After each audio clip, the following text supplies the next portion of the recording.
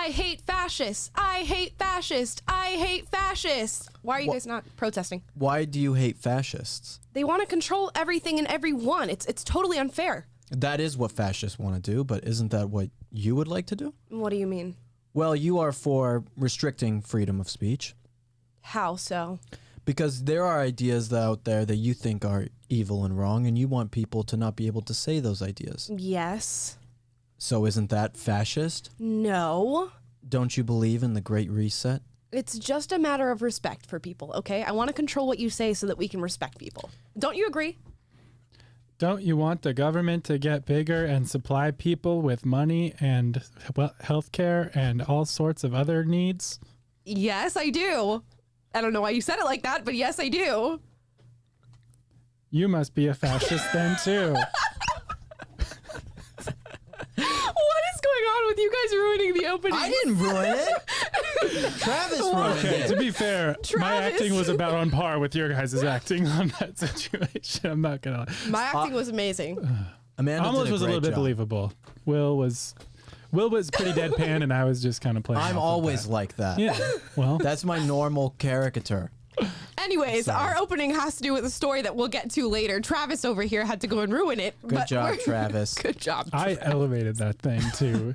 It was like a genius level of comedy above it. So genius. Well, we're going to start the show off again by talking about Mr. Christopher Rufo. He stays in the hot seat at all times with his critical race theory undertakings, and he's come out with a scoop this morning that at least 25 public school districts in 12 states are now teaching Not My Idea, a book that claims whiteness is the devil, luring children with the promise of stolen land and stolen riches. Critical race theory, of course, is driving the ideology behind this book and the writing behind this book, but I want to show you a little picture he has of this book. It says, whiteness is a bad deal. It always was. And then in the contract here, contract binding you to whiteness, you get stolen land, stolen riches, special favors, and whiteness, let's see, gets to mess endlessly with the lives of your friends, neighbors, loved ones, and all fellow humans of color. Your soul. Sign below. Sign me up. Sign me up, baby. That sounds sick. Heck yeah, sign me up too. Stolen land, riches, and special favors. I love riches and stolen land. It's nothing I like more as a white man, you know? There's First nothing of I all- like more than a white man. Is that how we sound? Yeah. Should I sound like Shaniqua or something? Yeah, you should. First, I don't like it. Secondly, guys, if you're first tuning into the show, make sure that you're liking this, sharing your thoughts down below. If you're watching this live, drop any comments, questions, anything in. You can also drop your comments about the show in the comments if you're watching this later and it's not live. We appreciate that. It helps us reach more people. And just so you guys know, we go live every single weekday at 2:30 p.m. Pacific, 5:30 p.m. Eastern. So some of you new watchers, you might not know that. That's every single weekday. Amala and I are going live and talking about the news of the day, culture, going over things with PragerU all over the world. So I just hope that you guys are tuning in every day. In concern of this story is wild. Okay, there's a part of this thing about this picture. Maybe you could pull up. Yeah, let's pull up the picture again. Where it says, as a whiteness, a binding you to whiteness, you get stolen land. And the way this is written makes it sound like someone is giving you land that has been stolen instead of you are stealing the land. Right. It's just a nitpicky thing of myself coming in and saying their grammar is wrong because Excuse me, sir, Yeah. but you spelled this wrong. it Will's makes it not seem like concerned about our kids getting indoctrinated, but you better get yeah. your grammar right well, if I'm you like, are. if they're gonna put out the stupid book, they Right. should at least have the grammar right. Right. You If know you're what I going to mean? indoctrinate, at least be grammatically correct. This isn't saying that white people are stealing the land. It's saying that we get land that was stolen. Yeah, I agree. That is So what it says. that's just me being nitpicky. But we can talk more about what's actually going on in the thing. Imagine being a child like reading this in school, a white child reading this in school. It's kind of crazy. I would be, if I was a white child, imagining myself at like, I don't know, how old is this? What age did they say this was? It just says it's going to be showed in 25 public school districts. I think it's across all elementary level. states. Yeah, I was elementary looking at some school. of this. I So can it's, check. it's like me going to elementary Yeah. school, reading this. Me and a black kid are sitting right next to each other. We live in the same neighborhood. We live right next door to each other. And apparently I have stolen land that he does not have, even though we go to the same school, are reading the same books, and live right next door to each other. And his house might be bigger than yours, and his parents richer. You know, I it know. just makes this so dumb. I know, but somehow I have the stolen land. Go to the other things. What are they again? You have stolen land, you get special favors, and you have Special- stolen riches as well. Stolen riches. I haven't stolen any riches. Well, actually, when I was a kid, I went to King Soopers grocery store in Colorado, and I stole a kumquat. And then my How mom, old were you? I was like, I don't know, 9 years old. And my mom saw it in the car, and she made me go back and give the kumquat back. And I cried, giving it back to the manager. Anyway, those are the only riches that I've stolen. Imagine you're like sitting at the lunch table and you're like, oh, I see you don't have any lunch. Like, do you want a piece of my sandwich? And he's like, did you steal it? Did you steal it? Did you steal it? Who He's did like, you steal this from? Bob said I can't go over to Jimmy's house because he stole it. I just don't like the insinuation that white people as a whole are doing these things now. I think that is the corruptness of this whole argument, is insinuating that, okay, just because ancestors of white people, generations, long time ago, stole land, stole riches, these kinds of things, that apparently we should be ashamed for it now. Why would I feel ashamed for something that happened hundreds of years ago? I have no shame for that. You shouldn't have shame for that as a white person out there watching this show. You should have no shame for what ancestors years and years and years ago did. Because you don't even know if your ancestors did that. Just because they share the same color of skin as you doesn't mean that you have any sort of connection to white people. White people have been around for thousands of years. Right. Do all the white backgrounds. Does like the Duke of, or like William the Conqueror going over in the Battle of Hastings, taking land from France, like, should I be ashamed for that? No, I'm not ashamed for anything. Can we recognize that all the land that everybody stands on was once inhabited by a different group, a different cultural group of people than the ones that sit on it now? So I don't know why we're so obsessed with that here in America. And also, the men who came here and colonized America and created this great and wonderful land were great men. So I don't even want to attribute the fact of saying colonialism is somehow a bad thing. It's not a bad thing. It's also, I don't like how it's strange that the left is anti-God. Mm-hmm. The left is pushing to have God out of schools, pushing to have God out of universities and out of basically all of America, all of the West. But they want to say that whiteness is the devil, right? They want to say whiteness is the devil. That doesn't really make any sense to me at all. Like, why they would conflate the two things. I guess maybe that's an image that they think that white conservatives will really be offended by and they'll really latch onto because they're the mean Christians. They're just waiting for some guy out there to make a book that says blackness is this. Right. Just somebody do it. I'll do it. Somebody do it. I'll do it. Do it. I'll make the book, and then I'll release it, and it'll be the biggest scandal that anybody's ever heard. A black woman that makes a book calling out blackness. You would trend #1 on Twitter with that. There we go. 100%. Maybe, hey guys, it might be coming soon. We've got a full design team here. Maybe we're making a book. I don't think PragerU will make that book. No, they won't. But they shouldn't make that book, just as someone shouldn't make a book like that about whiteness, especially for children. That is tearing children's lives apart. That is evil to tell children that they are evil at such a young age for something. They don't even know what colonialism is. I bet they couldn't even spell it in elementary school. And you're going to sit there and tell them that they stole land just because of the color of their skin and make them sign a contract? And this is in plenty of schools. This isn't some small thing. This isn't going in many schools. Mm-hmm. I forget exactly the number, but it was 25 schools. Districts. Right. 25 districts. Right. That's a lot of different places where this book is going into. Yep, and I'll put this up on the screen. If you guys see your district on here or see your area on here, guess what? It's coming to an area near you, coming to a theater near you, these books here. And again, it just doesn't make sense to paint the people who founded this country and colonized this country as villains. There's a great quote by Michael Knowles. He was confronting a leftist about this who was talking about Christopher Columbus and calling Christopher Columbus an evil, genocidal maniac. And he said, you stand on the shoulders of giants and great men and you spit at their feet. And that's exactly what people are doing now. The only reason you have the opportunity to even talk about this land, to talk about America, the freedom to even put out this sort of speech and this sort of ideology is because of these great men who came and went to unventured waters for the most part and got to America and made this place. It's the only reason you have this opportunity. Just what is the best alternative? What would you rather have? Huh? Right. Well, that's the point. Like, what are the teachers that are promoting this book in their schools asking their black kids or telling their black kids that they'd be better off if they never left Africa? You know, like what? Like, would you rather have been, because the people who were brought over on the slave trade were sold by fellow Africans as well. So you'd be subjugated people on an African continent. You'd be much better off if you never came here and had to face evil whiteness. But that's this idea too. You're talking about this whiteness thing. This is like, it's a capital W whiteness. It's one of the like underlying ideas of critical race theory. Everything is in relation to this. It's a cornerstone of their ideology is capital W whiteness. Like, it's not just whiteness and referring to the color of your skin. It's this whole thing about how the idea of white men, and they built this system in the world to cater to themselves and for them to be on top so they can oppress and exploit everyone else. It's part of this whole ideology, and it just shows that they're not just teaching kids stuff about the color of their skin. They're indoctrinating them with this ideology and the system of thinking. Just wake up and actually look at the way the world works. White people are not out to get you, black people. Okay, we are not. As a white man, I can't speak for all white men, okay? But I can tell you pretty clearly that I don't think white people are out to get you. And I think that if you think that they are, you need to do a reevaluation of your life and actually go out into the real world, meet people, because you meet these leftists and they talk to you. And they talk to me when I go out and interview them and debate people, and they say the white people are out to get them. I'm like, no, they're not.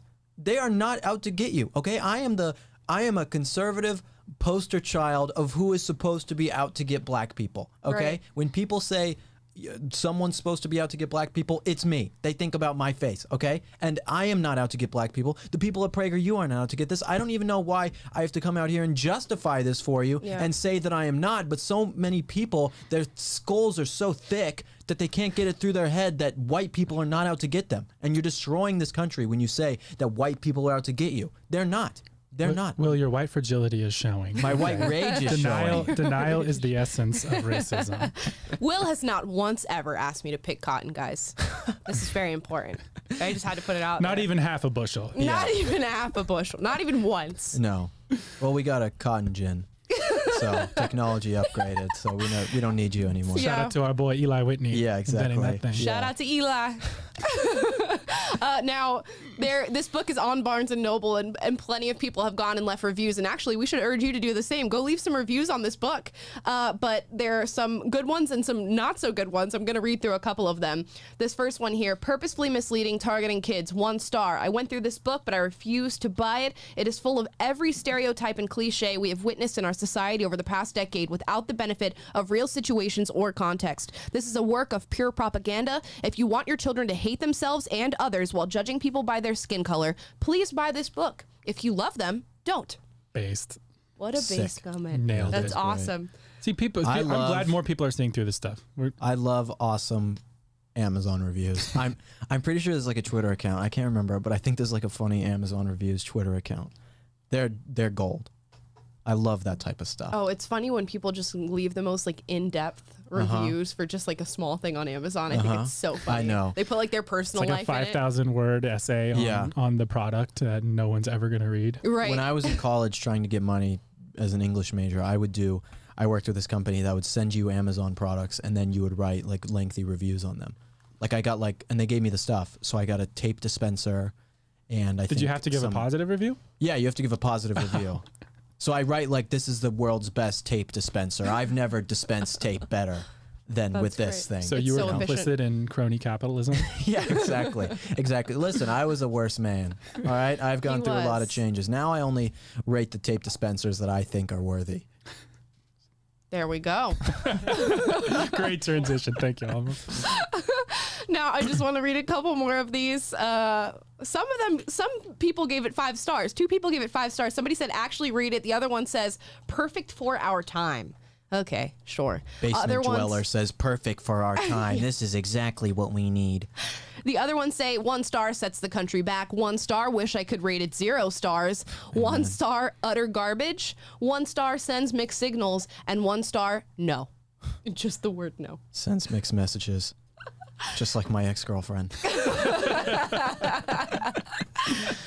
So in our I guess advice for you is just not to let your teachers indoctrinate your children. And important thing to know, not all teachers are indoctrinating your children. We should go ahead and put that out there. There are plenty of good teachers out there who are trying to keep education alive and keep it alive and well, but there are many that are not. So for all the teachers watching, we're not talking about you. Yeah, of we do course. see your comments. And Well, unless you're a teacher who's a leftist who's watching. Right. Then we're talking Then we about are it. talking about you. Then I'm talking about you. Yeah. Also, Okay. come on the show anytime if you're a teacher who's a leftist and wants to defend it. Yeah, email. Actually, this is a good thing. If you are a teacher who would like to come and talk to us about these books or something like that, you can email press@prageru.com. That is press@prageru.com. If you are a leftist teacher, we will put you on the show. We will have an unedited conversation with you, and we will debate you. Right. And figure out why you think these types of things are good for children to read. So email press@prageru.com. Let us know, and we will find out if you are an actual teacher and then talk to you about this on stream. That would be a lot of fun. Right. So we here at PragerU have been seeing this sort of growing indoctrination in our school system, and we wanted to do something about it.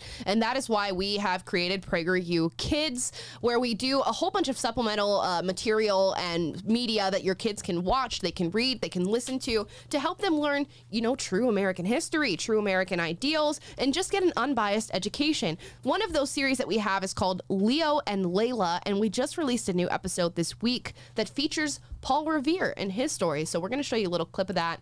And this is just for any parents or teachers out there who need some education for your kids. Here we go.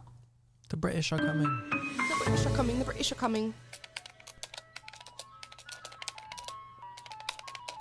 The ice cream man is coming. The ice cream man is coming. Quick, can you please buy me some? The ice cream man is coming. The ice cream man is coming. Easy, Leo. Who do you think you are, Paul Revere?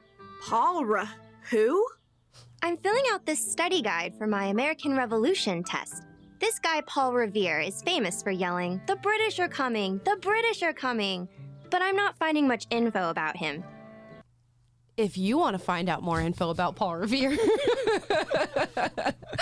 as if you guys don't already know who that is, go and check out Leo and Layla, and that is on prageru.com/kids, and then you can go and click watch, and you can see all the different content. It's made for kids, but I can guarantee you will watch it, you sophisticated adult you, and you will learn something new as well. And you will be entertained. You will be. The graphics are great, the animation's great, the writing is great. It's something that you can watch with your kids. So it's like Shrek, where the kids are getting something out of it because it's funny, but there's also things in there that are good for adults to laugh at as well. It's better than Shrek because it's wholesome edutainment. It's like an onion. That's a thing. It's a word. Edutainment. It's educational entertainment. That's It's something very you can put on for your kids and walk away and not be afraid that they're being indoctrinated or exposed to terrible ideas. Right. Or, having gay men in a choir sing that they're going to come after them, like we're about to see in a few minutes. Yes, we are. That is disheartening. It is disheartening.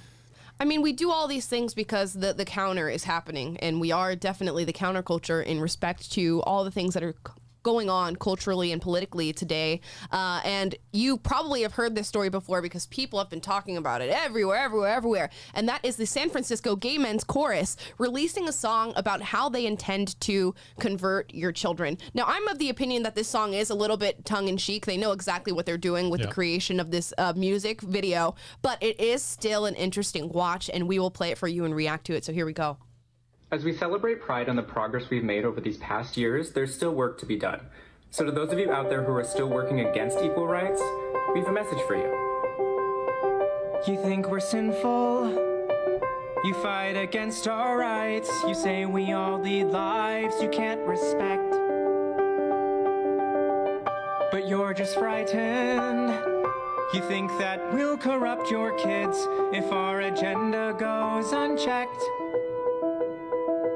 Funny, just this once, you're correct.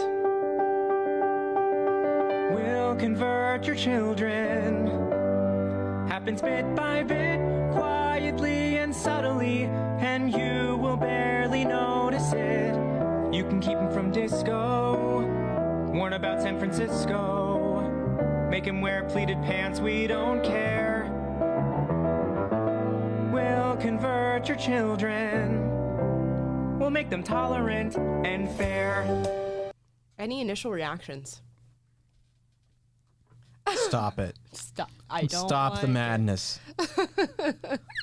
It is so obvious that they just did this to troll like parents and people on the right just to get a reaction. And we actually went back and forth about if we even wanted to cover this on the podcast, just because exactly what they want is to solicit outrage and get attention. But But the thing is, okay, they're coming on and they're saying, you guys are saying this is tongue in cheek and all this, and like they're trying to do this outrage of something that they're not really pushing for. They're just doing it to get a rise out of conservatives. Well, yeah, they are pushing for it, for sure. That's what I'm saying. Yeah. So they are pushing for it. They are pushing for this to actually happen. And so they're trying to cover it up. It's the same thing that we talked about yesterday with CRT. And we said, oh, they're trying to change the name of CRT or say we're not really teaching CRT in schools. And so then they make a fuss about, oh, it's not really happening. It's like the same thing here, in my opinion. It seems like they're saying, oh, we're not really like this. We just want to fight for our rights. We just want to fight because all these racist and horrible conservatives think we're being so sinful. But then this is what they actually do, because they have schools, or they have books in schools that teach kids all about this stuff. They have the trans thing on Blue's Clues. So these things are happening. So yeah, they can come on here and they can try and troll and say, yeah, we're trying to do it just to make conservatives mad, but this is really happening. Right. It does reflect what they're doing in society. And right. Gandalf 2000 nailed it. He said, everyone is willing to live and let live, but they will not stay out of our faces. Yeah, it is very, very true. Yeah. That is, I mean, it's a good point. I mean, clearly the intent of this video is to be like, oh, we're the boogeyman, we're going to convert your children, and by converting your children, we mean we're going to make them tolerant and we're going to make them fair towards us because we receive so much hate, when really that is not the case. Right. It's not the case. They're not demanding equal treatment in society anymore. They're demanding that you put them up on a pedestal and cater to their every need and adopt their ideology and brainwash your kids to, be their intellectual slaves. And that's not okay. That is not okay. Will doesn't like it. I don't. Before we get back into this, we got a super chat from JB Nate Dog who says, we love you, no K Amala, pompous comedy Will, and a medic loving Taylor. I can be somewhat pompous. I understand why you would say that. Will is very understanding. I am Will understanding wit. Let's see how understanding he is when we continue this video. Pompadourus. Continuing. Stupid. At first I didn't get why you'd be so scared of us turning your children into accepting, caring people, but I see now why you'd have a problem with that. Just like you worried, they'll change their group of friends. You won't approve of where they go at night to protests.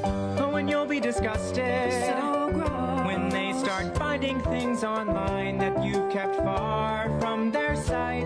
Like information. Guess what? You'll still be alright. We'll convert your children. Yes, we will. Reaching one and all. There's really no escaping it. 'Cause even grandma likes RuPaul. And the world's getting kinder. Gen Z's gayer than Grindr. Learn to love, learn to vogue, face your face. Scary. Gen Z's gayer than Grindr. You know that Grindr is it's 100% gay. How can Gen Z be gayer than 100% gay? That means Gen Z is 110% gay. Well, you hear it on the left all the time now. Straight doesn't exist anymore. Everybody's on the spectrum of the LGBTQ plus community. So. Are you? No. You hesitated. I wasn't expecting the question. I don't think I am. I don't think Taylor is. I don't think Will is. But according to the left, everybody's on a spectrum. Or Tyler. Tyler, do you want to pop in for a second and wave and tell them that you're not gay? Or I'm definitely not. No. To all the ladies Thanks, out intern there. Tyler. To That was all not the ladies. me. That was in her camera shot just now, just for the record. Yeah, that's intern Tyler. He's also single. Yes. I don't know if that's actually true. I Tyler, are you just made that single? up. Intern Tyler tells all on the podcast today. That is also true. Okay, ladies. Yeah. You heard him. And He's not on he's Grindr. not gay. But they make an interesting point in this video that I didn't see in the clip that I saw before this podcast, is that we are going to make sure that your children get access to the information that you don't want them to get access to. And that's a really interesting thing, because it is what's happening in our school with sexual education. We've been seeing the revolution around that, and parents going to their school boards and saying, I'm not comfortable with you teaching my kids this. We are taking privileges that used to be just for parents, accepting exactly what your kids are going to be taught, having the right to choose exactly what your kids are going to be taught in regard to sexuality and sexual education. We are now putting that in the hands of our public school systems, and we're putting it in the hands of people like this who want your kids to know about a bunch of crazy stuff that they shouldn't know about at that age. But they said information. What type of information? You know exactly what Their they mean. indoctrination. I know, but what does that mean specifically? I don't get your what gender is not, that you can choose your gender, that your sexuality is not just heteronormative. It can be all these different things. That's the information that they're referring to. I don't want my kids to have access to that. Yeah, but they're going to make sure that they do. I would like my kids to have access to that, to be able to. Of course, kids should be able to have access to this kind of information if their parent is allowed to teach it to them, and your parent is allowed to say, this is wrong, here's what the mainstream is saying, and now we are going to agree that this is wrong. I mean, that is what the role of a parent is to go and show your child information and say, no, you shouldn't be learning this, or no, this is not true. That is what your role of a parent is. So I have no quarrel with showing information as long as the parent is the one doing it and explaining to them that is wrong. I agree. It should be the parents' right. It's the parents' decision. Yet there's campaigns to strip them of that right and of that decision. Yeah, that's the whole point. Is they're trying to circumvent parents and indoctrinate kids with, and they want to raise your children for you into this way of thinking.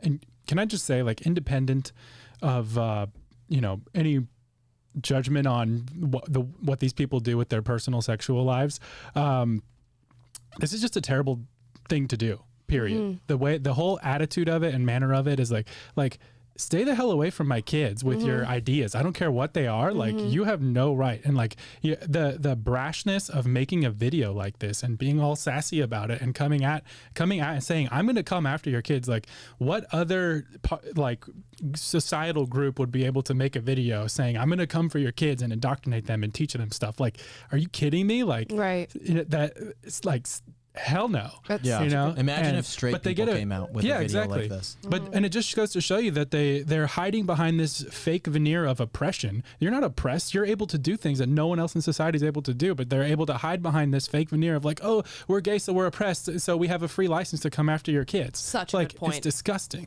I know. You're a terrible human being, period. Independent. I'm not talking about your sexuality. I'm talking about you being willing to go after people's kids and try to indoctrinate them with your gross ideas. Like, no. Like, do they understand that we wouldn't be talking about all of this if they didn't make this video, or if there wasn't this stuff being pushed on children? I would not be talking about this. I can guarantee you, I would have nothing else to say, okay? But we are talking about this because you make videos like this, because you push things on children. That is why we are coming out and saying we don't like it. The same thing goes for everything. The same thing goes for racism in America. We would not be talking about anybody's race if you guys weren't coming to the table with that. It would not even be a point of discussion. But they make themselves the point of discussion when they talk about this false oppression. And yeah, you make an amazing point, Taylor. You are clearly not oppressed if this is acceptable for you guys to do as a group. When are we just going to get rid of the charade that these people are oppressed? I don't know. Why can't we just all come together as a group? Right. Exactly. Why can't we all just come together as a group and say, you are not oppressed, okay? Gay people. You have privilege. Black people. White people. You're not oppressed. You're not oppressed. Okay? And I was you're going to just say living this your life. With that kid's book earlier, it's like listed on there, like, because you're white, you have, one of the little bullet points they're teaching them is that you're privileged, you're on stolen land and that you have these special privileges because you're white. But it's like, they're not saying anything about affirmative action or anything like that. And so all these, they claim that it's the white privilege, but it's really these people. If you can claim victimhood in any way, then that's the new currency of privilege. One of the best things to be in this nation right now is a gay black female. Disabled. 100%. Who's also disabled. And trans. And little somehow. person. And little. And little. Can you get any more oppressed? If you are those 6 things, your life is golden. Honestly. And I don't want to hear anything different. It has never been a better time to be me. It's a better time to be me than it is. Maybe I should feel oppressed. You should feel oppressed. Taylor, I'm so oppressed. Have to make a song of our own now. You want to watch a little bit more of this, or are we good? I don't know. What Let's see what they say. People in the comments are asking us to not subject them to more of this, but you guys don't want to watch more of this? You have to look you have to look at evil right in the face and to be able to confront it. To truly understand Jocko it. Willing. Yeah. Let's do one more little clip of this because it is 5 minutes long. We're not going to watch the full thing. Here we go. We'll convert your children. Someone's gotta teach them not to hate. Oh, We're coming the army. for them. We're coming for your children.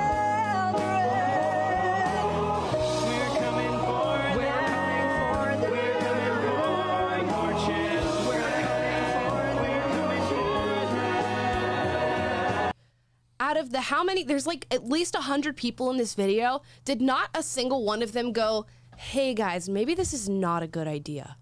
Like, maybe I don't support this messaging. Just one guy. It would have taken one guy to be like, oh, this is a little off base. How did they get all these people to do this? San Francisco Gay Men's Choir. Yeah. They're all part of this group. They do this every single year. That's what's disturbing is this.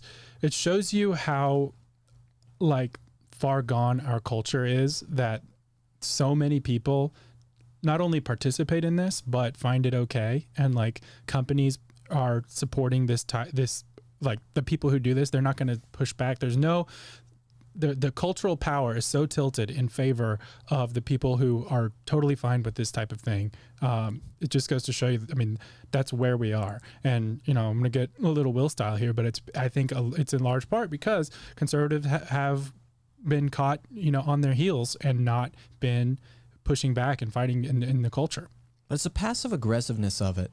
Right. That's like those men being all passive aggressive and all like, oh, we're doing this and being so rude about it. I mean, that is very feminine. Okay. But yeah. And I mean, it is, but it's like the smugness comes from, I can be this, like, I'm not trusting in my own power to win any arguments or fight anything. But they know that behind them is standing the full weight of culture, Hollywood, the elites, the media, big tech. Everyone is standing right behind them. So they're like the little pipsqueak with the big bully at school, like bullying you around and bullying all of America around, because they know that the left backs them and and they control all the major institutions. I'm better than thou is that attitude, and it is the worst type of attitude to have. It just goes to show when you have an attitude like that you don't actually have any sort of real conviction. It's like talking to Christians. This is one thing with Christians. When you see a lot of Christians who come around and they think they're so much better than you because they're Christian. I'm a Christian myself, just recently baptized. But like you have Christians who walk around and say, I'm so much better than you because I am Christian. It's like, no, that is not the attitude that you are supposed to have. You turn people away from what you're really supposed to be professing. That attitude only makes people hate you, okay? It doesn't make people like you at all. I mean, yeah, a lot of the foundation behind being a leftist is that sort of condescension of, oh, I know I'm doing the right thing and you're not. And let me tell you how you're not doing the right thing. And I have so much virtue because not only am I doing the right thing, but I'm telling you exactly how you should be living your life. You can have no virtue when you won't have a free exchange of ideas. Oh, of course You not. cannot say that you are better than another set of ideas. I think that's something that's different about, me specifically. I go out and talk to people about these ideas all the time. And so when I say my conservative ideas I think are better, I think I have a lot of ground to stand on with that because I go and talk to people about these ideas and debate them all the time. Whereas these leftists, I guarantee you that leftists, that those gay San Francisco Pride people have never gone out of their way to actually talk to a conservative about what they actually believe. I would invite, if any of you guys know any of those people in San Francisco Gay Pride Choir, invite them on our show too. Yep. We would love to have them on. Maybe have them talk to a conservative for once and we'll tell them, hey, we're not your enemy. We're not your enemy. I don't know what you're talking about with all this oppression and all this stuff that you're saying that we're doing, this boogeyman that you're talking about, but it's not real. But that is, you can't be this virtuous person when you will not be open to any sort of debate. Yeah, if you really think that your beliefs and your morals are superior, then sit at the table and defend them. And I think time and time again, you'll see conservatives will meet you where you're at and they will have the conversation with you. And time again, we've invited leftist people on this show. We've seen other conservatives do the same, and they will not do the same exchange that we've done because we know we can defend our beliefs. That's right. Now, we're going to move on to another a Twitter thread, a really interesting Twitter thread by Zuby Music. I love this. This is going to be an interesting discussion, and it's going to probably be a longer discussion. But this is 20 things that I've learned or had confirmed about humanity during the pandemic thread. Number one, most people would rather be in the majority than be right. And we just discussed this. Most people would rather be in the majority and sort of be at the beck and call of some other shepherd and be a sheep than be right. Yeah, I think there is this kind of idea about truth in the world, whereas people think that because they believe something to be true, that it is true, and people are scared to actually go out of their comfort zone to find what is really true. And so instead of doing that, they would rather just be in the majority of people who also think this thing is true. Like true or like really overcoming yourself and becoming the true master of yourself is discovering what's really true by opening your mind up to different ideas. It's like I have ideas, like even just from me starting as a conservative, and like a lot of the things I thought about Donald Trump and a lot of other conservative ideas have drastically changed. And it is good as a conservative and just a person going through life in general with all of your ideas to keep a good distance away from your ideas so that you don't get too morally attached to them. So that if someone comes with better information and challenges you on what you believe, you can say, oh, maybe that is right. And I can have a different way of thinking about it instead of saying, well, this is what everyone else is saying, so why don't I just think that? 200 years ago, 300 years ago, most people probably thought slavery was a good thing. That doesn't mean that it's right. So I don't think that people should be so attached to their ideas that when other people come around with a different perspective, they can't look at it and say, maybe this is actually the truth. Quick interjection here. Marcelo gave a super chat saying the left is privileged. They can say degenerate things and no one can tell them anything. Yuri Bezmenov said it first. Yeah, if you guys have not seen Yuri Bezmenov's video about the infiltration of communism and leftist ideology within a nation, go watch that because he says word for word exactly what is happening here in America. But on the topic of which we're discussing, the people rather being preferring to be in the majority rather than being right. There's a duality to it. It's one, not wanting to admit that you've been wrong. And that's a hard thing for people to come to terms with and to justify and then to put out loud. And then upon doing so, upon saying you were wrong, you then have to defend where you stand now and take care of the subsequent mob that comes after you there. And a lot of it is just driven by fear. It's not that you even want to be in the majority. It's that you're scared to be in the minority. Yeah, it's basic human nature. And one thing I'll say is like people today are so incredibly shallow. The vast majority of people are so incredibly shallow just in their convictions as human beings because we live in a day of social media and, you know, TikTok. It's an inch deep. Your attention span's super short. We're training kids to just, they're growing up and they're, you know, back in the day, people like wrote in journals and had some depth and you actually had to like think about your life in relation to the world. You had time. You couldn't like, you know, coast on the surface of social media and Netflix and entertainment 24 hours a day and never have to sit and reflect about your life and reflect about the nature of reality and the world and all that stuff and your place in it and try to have any source of meaning. So instead, people latch on to what is pre-digested, pre-processed messaging for me how to get meaning that the left gives them and this idea of activism. And because they don't have any depth or anything else to latch onto, that's what depth is what gives you courage to stand up against that tide and to be someone different. It's terrifying to be different if you have no depth because you don't have anything that overcomes that. You don't have the courage to stand on any convictions because your convictions are an inch deep. But when you've actually dug into things and you actually have firm beliefs, that'll give you the courage to stand up and say, you know, everyone else is going this way, but I have to be honest with myself and with God and with the world and you know, go the way that I see the truth. I have to be more loyal to the truth than I am to what everyone else is pulling me to do. And the way the world is these days and the way kids are being raised, they're not. The environment is not cultivating strong people who have deep convictions. Right. Speaking of being shallow, I'll give another hot take today. This has been a hot take week. Okay. I think that people talk about relaxation time and they say we need time to relax. I think it's a hoax. I think for the most part, relaxation time is an excuse for most people to be lazy. Where did this come from? Where did this hot take come from? Because people, what you have right now in the world is people use relaxation time. I get that after a hard day. Like the self-care argument? I get that after work, after a hard day work. Okay, it is only recently in human civilization, after the Industrial Revolution, that people have been able to have any sort of really leisure time. Okay, It is only recently. And what have humans decided to do with this leisure time? They spend all their time on social media with meaningless, shallow conversations, meaningless, shallow social media, meaningless television. I mean, things just like that. And it's like, I think that the leisure relaxation time that we have replaced with work and other things has turned us into more of a zombified society. Because people have too much leisure time. They have too much free time. And instead of taking that free time and using it towards something constructive, becoming a better man, becoming a hero, becoming someone who knows things about themselves, you are using it to do useless, worthless things. Right. So I think that having too much leisure time is what makes people, in my opinion, these shallow types of people. I'm not saying that you should never relax or have some time to yourself, but when you spend your time it's like, I could go in a lot more on this. I will cut myself up. But I think that we as a society should be taking those times that are quote unquote relaxation times and using relaxation times to use them for things that will benefit us as people. And that's a pretty obvious thing to say, but people refuse to do it. No, okay, so I was thinking about it for a minute, and I was just thinking about it while you're talking, and I agree. I do agree with you, because I think you can use your leisurely time to be bettering yourself as a person in whatever way that may be for you. And I think with the time on this earth that we have, which is often very short, we should be searching for purpose and searching for meaning, and leisure time and free time is the space to do that, I guess, but everybody would be different in the way in which they do that, though. The will to power. Right.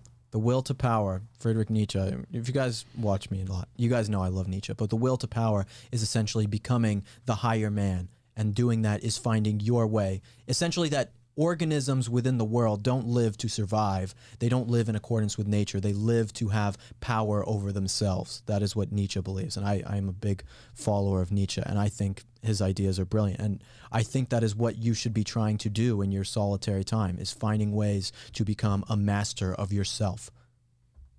There we go. Wise words from Will Witt here. We got a couple super chats. Tom Foolery Show says, I'm a conservative and I believe these things. I'd debate you anytime. I'm not sure what he means by these things, but Tom Foolery, shoot us an email and tell us what you actually believe. Let's see. Buddy Trueblood. There's only one thing I'm dogmatic about, and that is the Bible. Another super chat. Based. Okay. That was only the first thing of Zuby's thing. I know. Maybe we might break this down into a multi-segmented thing on different areas of the show. Yeah, and it just, I mean, it's Zuby is very good at Twitter, just because if you can distill truths into 140 characters that are so profound that they spark this level of conversation, like, you're doing something right. Yeah, and, kudos. And to that's him. this thread went viral precisely because, you know, he really nailed it on a lot of these. So. Let's do another one. Yeah. Let's see. Number 2, at least 20% of the population has strong authoritarian tendencies, which will emerge under the right conditions. I mean, we know that 100%. Look at the dogma of compelled language on the left. Look at the dogma of the mask mandates and the mask wearing, even when we have government officials who are not always working in our best interest telling us that we don't have to wear them anymore. I mean, I would say it's higher than 20%. Oh, I would say it's higher than 20%. Yeah. Anybody who believes that their beliefs are founded with, you know, the consistency of the majority or are backed by things like our institutions or Hollywood, they're going to have authoritarian tendencies. Totally. They're urged to do so. Let's see, number 3. Fear of death is only rivaled by the fear of social disapproval. The latter could be stronger. The latter is stronger. It is. In my I think opinion, so. it is for sure stronger. People look for some sort of enduring life goal or message, meaning in their life, and they find that in social approval. And that's not always a bad thing, okay? It's not always a bad thing to look for social approval. But again, to become this best version of yourself, to become this higher man, you cannot, like the philosopher in ancient Greece, Diogenes, you know what I'm talking about, Taylor? With the lantern. Yeah, Diogenes, who essentially distanced himself from all social interaction. And someone said, the people out there, they laugh at you. And Diogenes said, the donkeys laugh at them. What did he say? Do you remember the line? But he said, the donkeys laugh at them and they make, and I don't care about them. Oh man, I can't remember this line. It's a great line. Diogenes, whatever. Anyway, but like, I feel like Will just was like telling a joke and then screwed up. No. Look up Diogenes donkey. Yeah, look what it says. I will look into it. In the meantime, Okay. Yeah, no, social pressure is a very, very powerful thing. Yes. We've seen that time and time again. People would risk their own health to have the backing of the society and have social approval from others and have, you know, people peer pressure others to do things. Okay, so they said to Diogenes, he said, most people laugh at you. And he replied, and doubtless donkeys laugh at them. But just as they pay no heed to the donkeys, I pay none to them. There you go. Amazing. So good. That is a brilliant quote. Yeah, That is yeah. a brilliant quote. Yeah. If somebody who lacks your values and your morals is the one laughing at you, you should feel no harm Right, in they want to that. bring you down because they're envious of you. That old thing that your parents would tell you when some kid was giving you a swirly and they would say, oh, they're just jealous of you. I mean, it is true. People commit evil things because of jealousy, of envy. That is, envy breeds evil people. Let's see, number 4 here. Propaganda is just as effective in the modern day as it was 100 years ago. Access to limitless information has not made the average person any wiser. All this is is true. true. He's just Yeah. like dropping the I mics know. left and And right. back in the day, like they put it on, billboards or on bulletins on the street or, radio announcements. Now it's in your phone, in your pocket on your phone. It's in your Twitter feed. It's the little warning labels are on your Facebook posts, and the propaganda is just delivered right to your eyeballs every morning from the time you wake up to the time you go to bed. And the second sentence is so abundantly important. Access to limitless information has not made the average person any wiser, because even though we have access to limitless information, nobody is utilizing that. That you're utilizing what they are force-fed. When you get a little ping to your phone that's a government-mandated update that COVID-19 is back and you need to put your mask on, that's the information that people are receiving. They're not taking the time to go and to look up anything else, or to listen to dissenting opinions, or to listen to anybody outside of the government and these institutions that are just force-feeding them exactly what to do. And it's because we as humans really don't want to take a lot of responsibility, and we also will choose the most effortless option in most cases. And the most effortless option is to let somebody else do the work and tell you exactly how you should be living your life. Exactly. Do not outsource your morals, your approach to living your life to other people or to society or to the experts. Like, you owe it to yourself and to your family and to your community and to your country at large to think and to dig deep and make sure that what you're being told is true. And that's probably, it's harder than ever today, I think it's maybe part laziness or part like it's emotionally, it feels safe to just, march to the beat of the drum that the government and big tech and the, Hollywood and everyone is telling you to march to. But that is how you end up in totalitarianism. That is how you end up allowing great evil to happen and being an instrument of it, rather than one who stands up to it. So make sure that you actually believe in what you're doing, having investigated the facts behind it before you brainlessly participate in it. Yes. I'm going to skip number 5 because it's something we've already discussed. I'll read it to you. Anything and everything can and will be politicized by the media, government, and those who trust them. We all know that. That's the reason we have this stream here. Number 6, many politicians and large corporations will gladly sacrifice human lives if it is conducive to their political and financial aspirations. Yeah. Of course. Raytheon, Lockheed Martin. Yeah. Right. The old saying that the government is meant to serve the people are not meant to serve the government, but now we are serving the government and we're doing exactly what they say at all times. Mm-hmm. It's a very unfortunate thing. And these corporations will say or do anything which will line their pockets or get them further backing from the U.S. government. So it's just this symbiotic relationship between corporations and government right now, and it's a sad state of affairs. Mm-hmm. Any additional comments? Number 7, most people believe the government acts in the best interest of the people, even many who are vocal critics of the government. I don't agree with this one.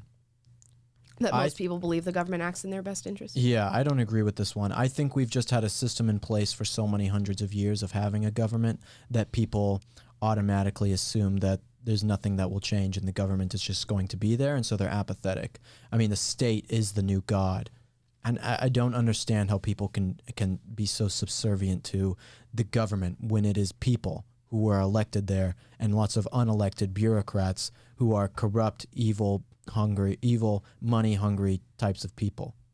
I don't know. I think I wouldn't go as far as to say that most people believe the government acts in their best interest, but I would say quite a few people, particularly those on the left, do believe that the government acts within their best interest. I think as conservatives, we're pretty grounded in the fact that the swamp or the bureaucratic evil that is in our government goes on both sides. And I think we're very clear about that, and we are very adamant about that. I don't think the left shares the same sentiment. I think the left views one side, that being the right, as the swamp, and they view their left side as virtuous. Yeah, well, they see the government as a club with which to beat the other side out of, into right. submission and out of the picture. But I think on the other side of this is the average person. There's a disconnect between the average person's understanding of their agency in society and their role within the government. Like, we used to, today everything's about all the rights of a citizen. It's like you have a right to this, you have a right to that, you have a right to that, which is, well, true in most cases. But we don't talk about the duties of a citizen, and citizens with rights, like, you know, Uncle Ben, Spider-Man, with great power comes great responsibility. And like with the rights of a citizen comes the responsibility of taking your civic duties. And that means speaking up. That means, like we're seeing with parents going to these school board meetings, and it means exercising your vote and raising your voice and being an active. There's a difference between like woke activism, which is trying to take advantage of your power in society to beat everyone else who disagrees with you out of submission, and actual like being active in your role as a citizen and embracing your civic duties to work within the system that our founders set up to improve things and make sure that the government represents you. And we have our best hope is to funnel all of our efforts and have lots of people, all of Americans, taking up arms and going and being activists, but like within the framework that the founders intended, and representing their values to make sure that the society we lives in represents the people, rather than just thinking that the government's some detached force that is, that I can't touch or I can't change. Yeah, that's what it's become. Yeah, it has become that now. You think, and I view a lot of people, I'm like, well, if they had enough gusto and power to become a politician, they're already crooked, and it doesn't matter what side they're on. And I fall into that thinking a lot when it comes to the bureaucrats in our government, and that should not be the case. We should be looking at average people and being like, oh, well, I could see that person in government. But now it's like you have to go through this sort of crooked stepladder to get to a government position. What happens? I mean, it's the same thing. I talked a little bit about ancient Rome the other day, but there's the same thing that happened in ancient Rome, where they started with their republic and it was very small, and you had people like Cicero among others, and then corruption totally destroyed the Roman government. It came to this is worse than it is in America, but I mean, assassinations and bribery and all sorts of horrible corruption happening in the Roman government that made weak emperors, made a weak senate. I mean, it destroyed that empire. Mm-hmm. And we're seeing the same thing happen in America today with weak rulers, people who no longer care about the state of the country but care about their own position, and they care less about the country and more about securing their own wealth and name in history. Right. Well, we're going to do one more of these. This is obviously a very depressing look into the human psyche, but it's not very so depressing true. because when you showcase things that are quote unquote depressing, it shows how we can talk about the way to overcome them. Sure. I guess my sentiment is that it's an interesting thing to see how frail our society truly is, and how one story or one lie, one falsehood can infiltrate a society and change almost every single member of it so easily, all based on lies. I hate looking at America and the world in terms of society. I hate that word. Society is a made-up term. It's like I would much rather. I make this show. I think that I'm listening. Listen. I'm listening. I was making a great face. Listening. No. I think society is a stupid word. I don't. Because it's just, societies are just groups of individuals. I do not make this show and talk about these ideas for society. I make this show so that individuals who watch this learn something and take something into their own lives. I am someone who puts the good of the individual above the good of the society. Agreed. So in terms of just societal stuff happening, groups of people, the herd, the masses, are very dumb. And they always have been, and they always will be. When you put people together, that is why I believe the individual. I mean, it's like Ayn Rand talking about the individual as the smallest minority. But that I make this show and talk about the things I do for the individual. I don't make this show for society to watch and get something out of it. This is for you, viewer, watching this show right now. This is for you. Which is why I guess that's two ways in which the left and the right fundamentally disagree in terms of viewpoint. The left is always, I want to change society and morph society in an effort to regulate the individual, and conservatives want to work on the individual in order to change society. So when I say society, I do mean individual. However, I'm hoping that enough individuals are met to make a societal change. I understand. There you go. Yeah, and I think you're talking about this, you're saddened by the state of America because you see America becoming like every other society that has ever existed in human history that has failed, whereas, and we're going away from the individualism on which we were founded, and we're descending into the collectivist type of thinking that has torn apart and made every other America succeeded because we enshrined individual liberties, we enshrined the individual, we enshrined individual responsibility, and now we've just become like everyone else, or we're moving in that direction. So when we talk about society, I think that's what she means. Is like we're becoming more collectivist. I understand what she's saying. God is dead and we have killed him. When you take God out of the West and you take Christian morality out of the West, then people have to find another religion, and that religion is leftist collectivism, because that is something that gives people meaning in their lives. Right. Because in a lot of ways, Christianity has some, not collectivist mindsets, but it is a way to come together as community and faith and things like that. And so it was something for, hundreds of years for people to have that sort of community together. And then when it gets destroyed in the West, then what do people go to? They turn to collective leftist political systems. It is clear as day. If you read history and read the greatest philosophers and see what has happened to our world in the last few hundred years, it is obvious to see that as these worldviews have diminished across the West, that leftist collectivism has taken its place. Agreed. And just to echo on that point, like the historically, and I think still to this day, the church is only as strong as the individuals within the church that comprise it actually internalize, reflect, and have the nature and character of Christ himself. So if it's a church comprised of people who have Christ likeness and have those values and have that stuff, then it's a successful church. And I think that's the exact same thing about America or a country. If you have a country of individuals who are upstanding, who have good values, who understand and value our history and what it took to found the country so special. And if you have people who understand that and appreciate it and pass that on to their children, then you have a successful country. Yeah. If you don't, then you're just like everyone else. The scary thing is that translates from religion to society to leftism, which leads us to our last one of the day, number 9 here by Zuby. Humans can be trained and conditioned quickly and relatively easily to significantly alter their behaviors for better or worse. It's sad.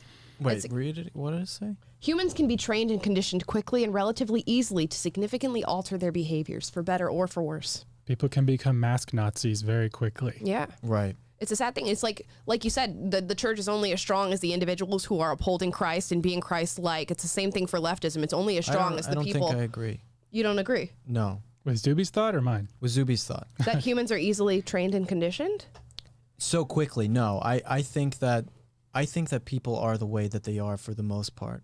And to change something about themselves is an internal change, and it's not going to be the outset of the media or anything that is going to change their character or something like that. This is something that they already are. So unless they are changing something individually about themselves, I don't think that outside pressures are going to be super. Well, the problem is they're not. Maybe I don't understand. This kind of goes back to what I was saying earlier. Like, they're not strong individuals. Right. So when all of a sudden the society is beating the drum of, hey, you need to be a mask Nazi now and condemn all the people who aren't and shame them, then they're going to spring to action and do that because they want to be included in the collective and be on the right side of things. So I think that's. Yeah, maybe that's true. I think it speaks to the more smaller behavioral changes that happened during COVID, staying 6 feet apart, putting your mask on, regulating what other people do, watching people when they cough. It's like this Pavlovian response to anything related to COVID. And it was an easily attainable thing just by putting it in the media and forcing it down people's throats. And immediately it's like the world changed overnight. Right. Look at how easy it was to put people in their houses day one when COVID was announced. Mm-hmm.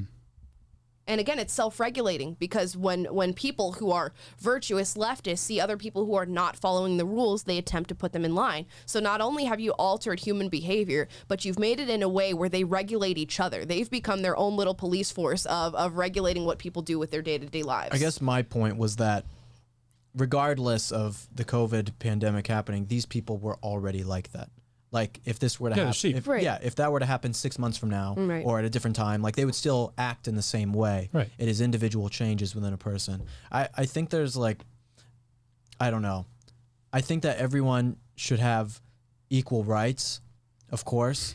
I totally agree. Everyone should have equal rights under I feel like God. we're about to get a hot take. Yeah, we're about to get a hot take. But everyone should be equal, but there are definitely superior people.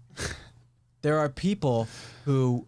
people with better ideas, there are people with better values. Yeah, there are geniuses. There are people who are incredibly creative, higher intelligence, and who do amazing things in the world. Heroes who do amazing things. I don't like this whole, again, going back to the leftist collectivism, that everyone is exactly the same, because people are not. Some people are lazy. Some people are entitled. Some people are selfish. Some people don't want to work as hard. There are superior people in the world who do great things with their lives and individual things, versus the people who just stick with the herd. And those are the people who stick with the herd are the ones who are so easily molded by outside pressures that Zuby's talking about, who would be blown in the wind like Bob Dylan when something happens. Right. I think it channels a fundamental part of who you are as a person and just amps it up a little bit. But they all were like that. I guess we're not talking about conditioning or training fundamental parts of who you are, but asking for small things and making people commit actions that maybe they wouldn't normally. But I think they commit those actions because of who they are. Right. I agree. So it's not a fundamental change of who you are as a person. It's not like you're being trained or conditioned to change who you are fundamentally, but it is adding an extra step in that, if that makes sense. Yeah, I mean, I still think it's not a question of how much talent you're born with or how high your IQ is, whether you're going to be a sheep. I think it's the values that you have primarily. And if you don't have strong convictions and you don't, I don't know, if you haven't dug into why you're even alive and exist, like you're going to be easily swayed by the winds of society, and you're more likely to be swept up and used for atrocities. I think it's more a function of your values than it is your IQ or anything like that. Yeah, and also nurture, in my opinion. Yeah, like if you have the environment you grow up in and the values that are around there. Yeah, if you have a very quote unquote comfortable life where you're never challenged or have any sort of suffering, then you will probably which is basically the entire Western world right now. Exactly. You will be part of the herd. You will be one of the sheep. But a real hero strives for suffering. Someone who strives to have bad things happen because they know that pain is inevitable, know that suffering is inevitable, but know that these experiences will make them into a better man. Amen. Amen. It's Jordan Peterson talks about like taking on the suffering of the world, taking on responsibility for things that aren't necessarily yours. It's like it's not your fault, it's not your problem, but you're taking on problems because there's meaning in solving them, and there's meaning in going out and helping people and shouldering the responsibility of the world. But there's also suffering that comes with that, and Christ is the ultimate figure of that. That's because Jordan Peterson is a huge fan of Dostoevsky. Dostoevsky? Dostoevsky. I was like, who's that? Dostoevsky. Sounds like a cool guy. Dostoevsky. Yeah. I'm not Russian, okay? I don't know how to say it as well. But that's exactly what he talks about in so much, that you will go through pain and suffering. Like you got to read Brothers Karamazov. It's an amazing book. Especially what we were just talking about, the stuff with Jesus and people trying to act like Jesus. It's great. You should read it. Will was texting me to read the Brothers Karamazov yesterday, which I do have in my Audible library, but I have not gotten to it yet. Yeah. Have you read it? I have not read it yet. No. I actually have a copy of it translated, and I have not read it. Read Crime and Punishment first. Crime and Punishment first. Yeah, and then Brothers. Well, deep talks on today's stream today. Sorry, guys, we're like way deep today. We kind of diverged from where we normally. I find this incredibly enjoyable. It's very interesting to me as well. I think this is what we do when we're not really like streaming and talking about these topics. We are having these deep conversations all the time, so we just brought them to you today. Yeah. No, let us know in the comments. Do you want more deep discussion like this, or do you want us to react to gay guys singing on a Zoom call? Yeah, you guys let us know what your taste is tuned to, and we can figure it out, and we can work on our stream, because we are going to be elevating the stream a lot more in the coming weeks, so be prepared for that. But we want to know what you guys like as an audience, so leave that down in the comments below. Let us know. If you like this stream, please like it, subscribe, turn on the notification bell to be notified when we go live every single day. And if you are a high school student, college student, or a young professional and you want to meet like-minded conservatives, I would ask you to join Prager Force. Go to PragerForce.com and sign up and apply to be a Prager Force member. Both Will and I started through Prager Force, and now look where we are today. We're behind the camera. Now we get to talk about philosophy. Now we get to talk about philosophy on live to 1,500 people. That's just YouTube. That's just YouTube. More on Facebook. Yeah. Okay. We got another 4 people watching on Twitch. So, guys, we are on Twitch on the channel The Will Witt. So if you are a Twitcher, you can subscribe there, and we'll be soon on the website and maybe a podcast feed. Who knows? But stay tuned for more. Right. And thank you guys for watching. More deep talks coming tomorrow. And outrage news. And outrage news, as always. Thank you, guys. Bye, guys. Peace.